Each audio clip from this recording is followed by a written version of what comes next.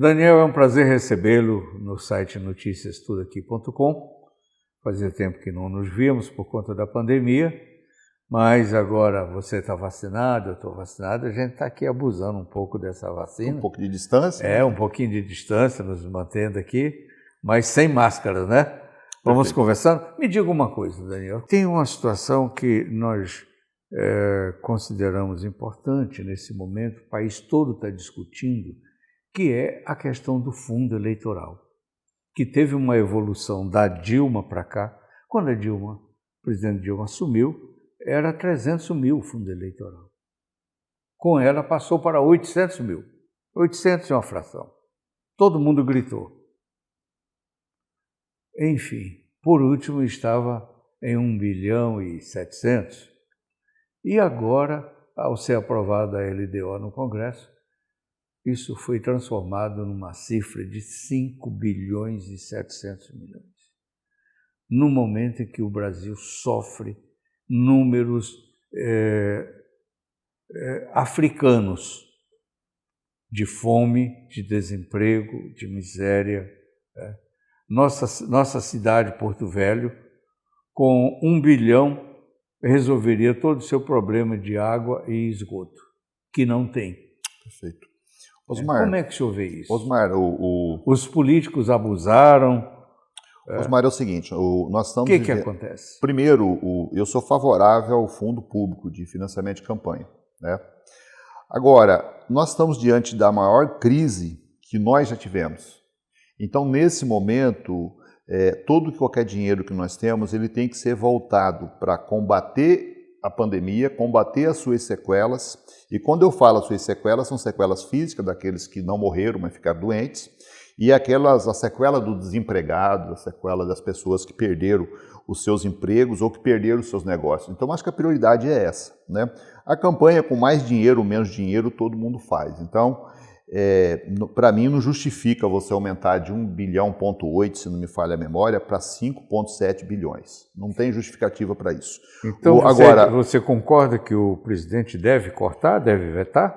O presidente deve fazer duas coisas. Ele deve vetar e, para dar exemplo para o país, pegar os 2 filhos dele numa praça pública e dar uma surra de cinta, porque eles que coordenaram essa votação lá no Congresso Nacional. Então, para ser justo, ele tem que mostrar em casa o que os meninos têm que fazer. Dá uma palmada nos meninos. Com certeza. Palmada nada, é cinta mesmo, porque ele tem um filho que é deputado federal e um filho que é senador, e eles lideraram esse processo de votação lá no Congresso Nacional, né? Porque agora fica nesse jogo empurra. Também não é justo o presidente aparecer como salvador da pátria, porque vai vetar esse negócio, sendo que foi os próprios sangue do sangue dele que mobilizou esse negócio lá no Congresso Nacional. O eleitor está vendo isso. Isso vai ter resposta, você não acha? Com certeza. E a questão da CPI da pandemia? Como é que você vê essa CPI que parece que o Senado não faz mais outra coisa a não ser cuidar disso? No momento em que o país tem uma agenda de retomada do crescimento, de destravamento de agendas, realização de reformas, e só se discute a CPI, excluindo dela, cujo objetivo é ver a conduta na aplicação dos recursos, né, durante a pandemia, excluindo dela os estados e os municípios, apontando somente para o Palácio. Qual é a sua avaliação? Osmar, o Palácio da Alvorada. Aí nós temos uma questão que é de fundo político e nós temos uma questão que é de fundo jurídico, né?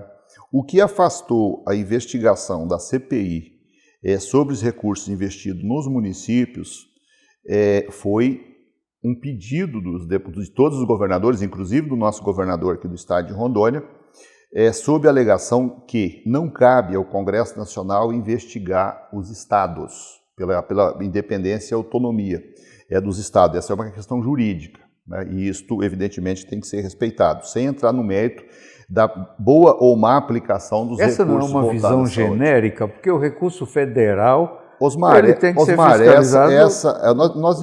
Nós vivemos num estado que é uma federação. Então, quem fiscaliza governador, Quem fiscaliza governador são as Assembleias Legislativas. É claro que a Polícia Federal, como está fazendo, pode investigar a aplicação desse recurso em todo canto. O Ministério Público Federal pode fazer isso, né? A Controladoria Geral da União pode fazer. Agora, quem não pode fazer é o Congresso Nacional. O Congresso Nacional não pode interferir, salvo algumas situações previstas na própria Constituição, em nenhuma das suas unidades federativas. Isso está lá dentro da Constituição. Você acha que, num outro contexto, não fosse quem é o presidente da República, o STF teria tido essa posição? Olha, eu não sei. Aí é fazer juízo de valor, e eu sou advogado, a minha interpretação é aquilo que está lá na Constituição. Se eu fosse ministro do STF, nem no governo Bolsonaro, nem no governo de ninguém, eu autorizaria o governo a intervir nos estados, o Congresso Nacional fazê-lo, porque estaria exorbitando das suas delimitações de funções que estão lá. Com relação à CPI, Osmar, a minha visão, e eu vejo que na sua pergunta você já expressou a sua visão, a minha visão é diferente da sua, né? A população brasileira tem o direito de saber por que os resultados da pandemia no Brasil, tirando os Estados Unidos, em termos de quantidade absoluta de mortes, até o presente momento, nós somos o segundo pior país em desempenho no mundo. No mundo, né? Os Estados Unidos já passou de 600 mil mortos e nós estamos aí chegando à casa de 550 mil mortos, né? Baixou bastante, graças a Deus está baixando bastante, né?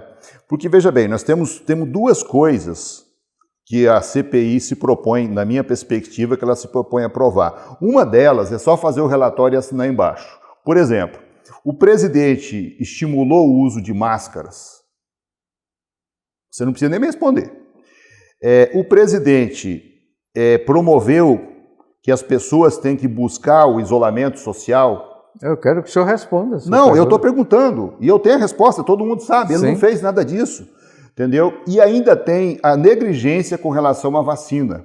Ele começou uma briga lá, o primeiro governador que tomou essa iniciativa, até pela estrutura que tem, pelo que o Estado tem, não estou fazendo juízo de valor sobre a ação política dele, mas com relação a uma ação afirmativa, no que diz respeito a algo importante, que nós começamos a nossa entrevista aqui falando que a gente estava vacinado, ele foi o cara que tomou essa iniciativa e o governo federal tentando boicotar, dizendo que era uma vacina da China, que era isso, que era aquilo, que o cara ia virar jacaré e contra-informação de todo tipo. Então, com relação a isso, se eu fosse senador, eu não tinha a menor dúvida e nem precisava de CPI para pegar e aferir e relatar isso daí, colocando o governo federal como negligente nesse ponto. A melhor maneira de você fazer isso é ler um livro de um cara que foi ministro da Saúde, se não me falha a memória, por 1 ano e 6 meses, que foi o Henrique Mandetta, né? Ele conta todas as situações e as tratativas que ele teve com o presidente, né, e os seus principais assessores,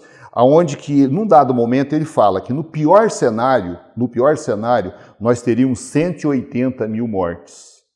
Meu querido Osmar, nós já passamos 3 vezes aquilo que teria estabelecido como o pior cenário com relação à pandemia. Então, esse tipo de coisa merece uma resposta para o país. Agora, a CPI acaba descobrindo algumas coisas estranhas.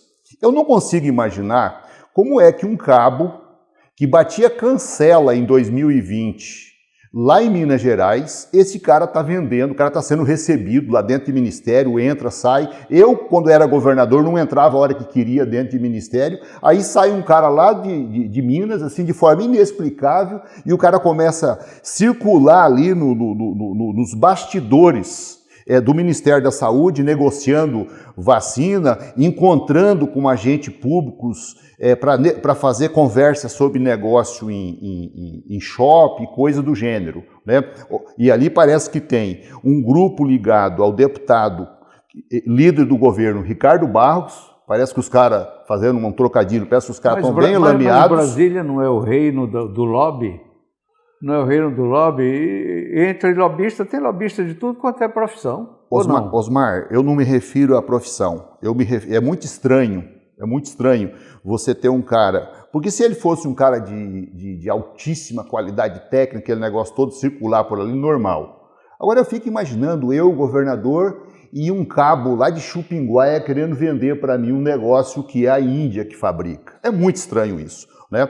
E infelizmente, e isso é ruim, eu digo isso com tristeza, porque eu aprendi da minha função como vice-governador e governador, me aproximei muito das nossas Forças Armadas, da nossa Polícia Militar. Eu sou homenageado em 14 dos 27 estados da Federação pelas polícias militares, né? A nossa, inclusive, que eu tenho uma afeição muito grande por ela, e o número de pessoas que têm condutas ali que precisa ser esclarecida é muito grande, né? Agora, vou dizer para você o seguinte, o ideal era que a gente não tivesse CPI nenhuma.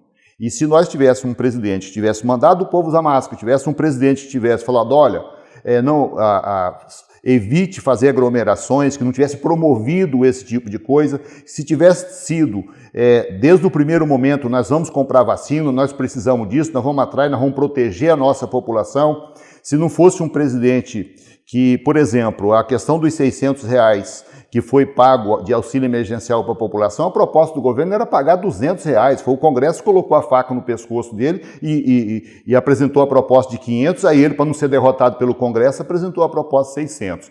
Então, infelizmente, foi muito mal conduzido esse processo, né? Eu sei que CPI é uma instituição política, né? E o presidente está agindo politicamente para resolver isso, inclusive assumindo agora a condição dele de uma liderança expressiva do Centrão, né? Eu não tenho nada contra o Centrão e publicamente declaro o seguinte, se eu fosse presidente da República, eu não conseguiria governar o país, porque ninguém consegue governar o país sem ter o apoio do Centrão. Qual é o problema? Que parece que eles andavam cantando que se gritar pega ladrão, não sobra um no Centrão. E agora ele está assumindo a condição dele do Centrão e trazendo o líder do Centrão para ser o chefe da Casa Civil. Então, essas contradições que você cria, às vezes, de uma oratória, uma retórica mal colocada, acaba você tornando vítima daquilo que você falou. Infelizmente, é o que a gente está vendo acontecer. Essa questão da CPI ainda vai rolar, vai adiantar, foi prorrogada por mais 90 dias. CPI, vamos ver onde é que CPI ela chega. Não dá em nada, não é a primeira nem seria a última. Mas CPI tem um problema, a gente sempre sabe como ela começa, a gente nunca sabe como ela termina. Como acaba, é verdade. O ideal era que ela nem sequer, por mim, a CPI não precisava nem existir. Daniel, você é presidente de partido, qual é o seu partido mesmo? Solidariedade. Como é que está o Solidariedade no Estado? Está bem estruturado? Está com diretório em todos os municípios? Não. Nós estamos organizando, eu assumi o partido em 2019, final de 2019, era um partido que tinha contas a prestar ainda de 2013, então nós tivemos que dar uma organizada nisso, deixar o partido redondinho do ponto de vista jurídico, prestar todas as contas, né? Eu passei um ano como presidente do partido, que a gente não tinha, todos os partidos têm um recurso do fundo partidário que é passado mês a mês. Aqui em Rondônia a gente só passamos a ter acesso a esse recurso, acho que foi em agosto do ano passado, devido a uma série de pendências que tinha a resolver. Dos 52 municípios, nós temos o partido organizado em 13 municípios. Mas pretendemos agora, nos próximos dias, daqui até o final do ano, estar presente nos 52.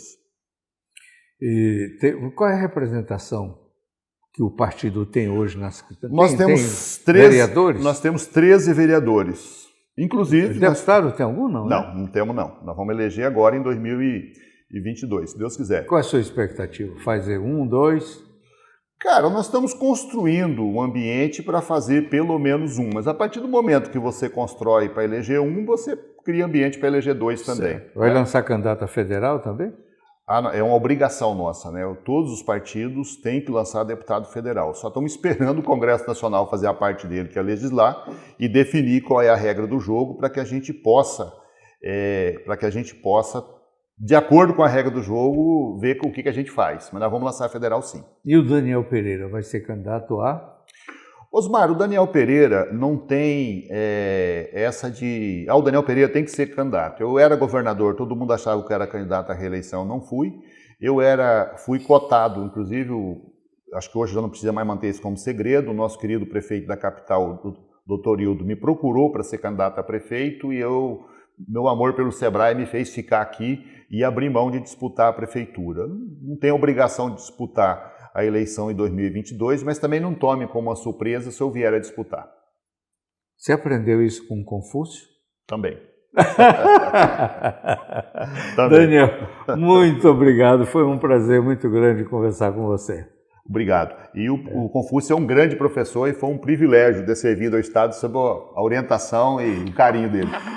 Porque a estratégia do Confúcio é essa, né? Na última hora, bom. Antes de ir embora, me diga uma coisa.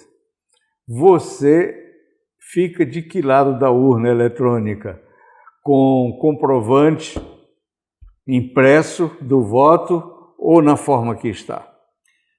Osmar, para responder... Essa é uma discussão que tomou conta do país. Para responder isso é preciso um tempo. E está criando um ambiente bastante estressante. Não, está criando um ambiente desnecessário. Mas é preciso os teus ouvintes e o teu público saber. O Congresso já aprovou 3 vezes a adoção dessas medidas. Aprovou em 2002, aprovou 2009 e aprovou 2013. 2002 deu tanto errado que em 2013 o próprio Congresso propôs a extinção. 2009 e 2013, a Procuradoria-Geral da República alegando que isto era inconstitucional e o Supremo, nas duas, inclusive foi agora já 2020, o Supremo julgou inconstitucional tanto a lei que foi aprovada lá em 2013 quanto a lei que foi aprovada em 2015. Qual é o problema que nós estamos tendo agora? Quando é que surge a emenda constitucional número 135/2019? Ela surge no começo de 2019 e o que nós temos? Nós tivemos em 2018 um presidente que ganhou a eleição para presidente, que elegeu deputados federais, que elegeu senadores, que elegeu governadores, né? Foi uma vitória consagradora do ponto de vista político do Rio Grande do Sul ao Amapá, da Paraíba ao Acre. E aí, nos primeiros meses de governo, eles vêm colocar em dúvida a urna eletrônica que os elegeu. E eu tenho uma experiência já participei como candidato de 9 eleições, participei com urnas físicas e participei com urnas eletrônicas. Problemas todos o sistema tem, mas a urna física tinha muito mais problema, porque até o mesário roubava a contagem de voto. Um horror, né? E esse sistema que nós temos agora, aí eu acho que está havendo uma falta de informação para a população como é que o sistema funciona. Né? O sistema funciona mais ou menos o seguinte. Isso aqui Você acha que ainda é vassável a urna eletrônica atual? Deixa eu tentar explicar como é que é isso. A urna funciona o seguinte, isso aqui é uma urna, isso aqui é outra. E a urna é um computador. Todo e qualquer computador, ele só pode ser invadido se você conectar ele na internet. Sim. Se você pegar o teu computador, o teu celular lá na sua casa, e você não conectar ele com a internet, nunca ninguém vai conseguir invadir ele. E essas urnas, elas não são conectadas na internet. Nós temos 2.000, 3.400 urnas em Rondônia, não há comunicação entre uma urna e a outra. Então, o sistema de coleta de voto, ele é rígido, ele não tem nenhum tipo de contaminação. Aonde pode ter problema, nós já tivemos isso em 1930, o Getúlio, que perdeu a eleição, ficou com tanta raiva que deu um golpe de Estado, passou 15 anos como presidente, né? E nós tivemos isso em 89. O nosso saudoso Brizola, ele colocou em dúvida o processo eleitoral de 89, mas lembrando que 89 não era urna eletrônica, era processo físico. E o que ele colocou em dúvida? Era a transmissão das informações. Daniel, pode haver hacker invadindo o sistema do TSE? Pode.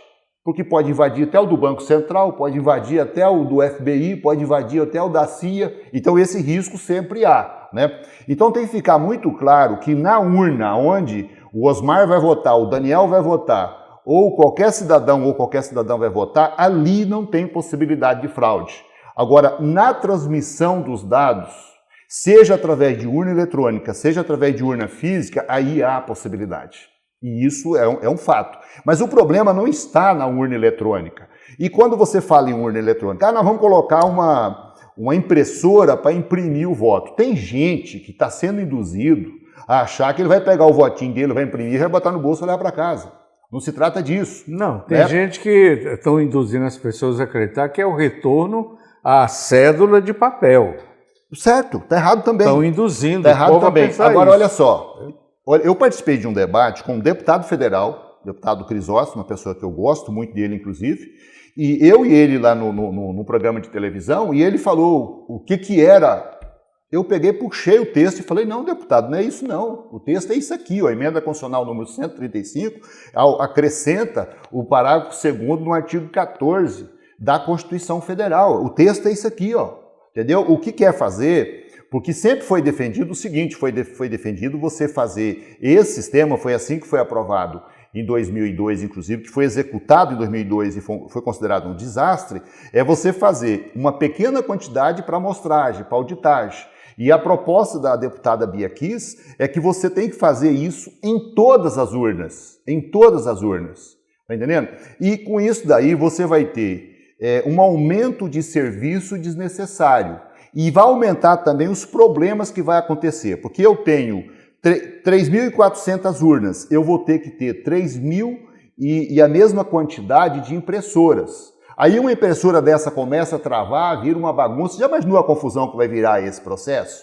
Né? Sendo que, e eu estou colocando como candidato. Eu já fui candidato várias vezes com urna eletrônica e eu perdi a eleição na urna eletrônica quando eu não tive voto. E eu ganhei a eleição na urna eletrônica quando eu tive voto.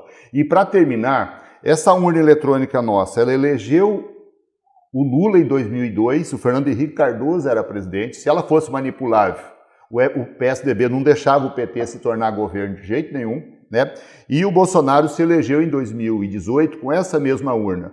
E ele não é o cara mais amado aí por alguns segmentos. Se tivesse um jeito de boicotar ele, teriam boicotado. E, no entanto, ele foi consagrado pelas urnas. Eu sinto, como cidadão, como advogado e como candidato de muitas campanhas, eu confio na urna, na nosso modelo de urna eletrônica que nós temos. Agora, para terminar, por que nós já tivemos 3 vezes que isso foi aprovado? Sem nenhum barulho, porque não politizaram o assunto. E aí o presidente começou a falar que se não fosse com urna eletrônica, com voto impresso, as eleições estariam comprometidas. E hoje, o vice-presidente da República, um general de 4 estrelas, falou, claro que vai ter eleição, o Brasil não é um país das bananas, uma república das bananas, né?